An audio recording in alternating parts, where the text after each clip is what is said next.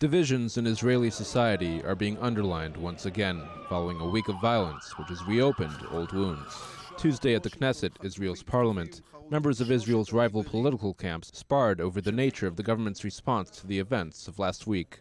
Tzipi Livni of the Zionist Union, who was a senior member of Prime Minister Benjamin Netanyahu's previous government, focused her criticism on what she perceives as a lack of leadership.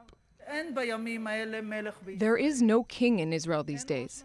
There's no prime minister in Israel when his natural partners call the gay pride parade the parade of filth or parade of beasts, and he remains silent. There is no prime minister in Israel when ministers stand on roofs, christening illegal buildings, when youth throw bags of urine at security forces, and in return, he gives them what they want, more construction. The Minister of Public Security, Gilad Erdan, responded for the government.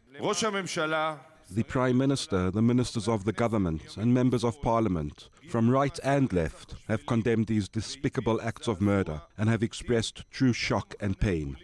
The political camp to which I belong also needs to seek correction and improvement that would ensure that there will no longer be people like these among us. Erdan went on to accuse the left in Israel of engaging in a witch hunt, targeting the entire Israeli right wing.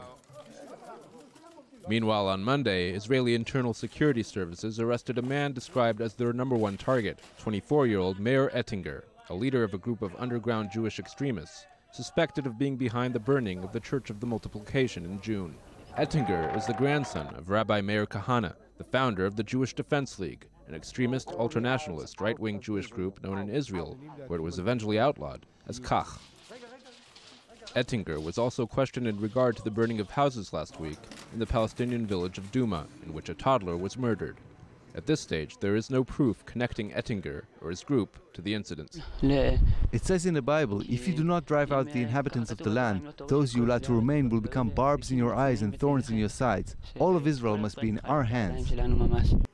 Ettinger is the author of a document calling for the effective overthrow of the Israeli government in favor of a new state based on Jewish law, with this goal to be achieved by a series of terror attacks meant to target so-called weak spots in Israeli society. All of this tension served as the backdrop for a terror attack by Palestinians Monday evening, when a Molotov cocktail was thrown at a vehicle in an East Jerusalem neighborhood, injuring 2 Israelis. Those responsible evaded capture.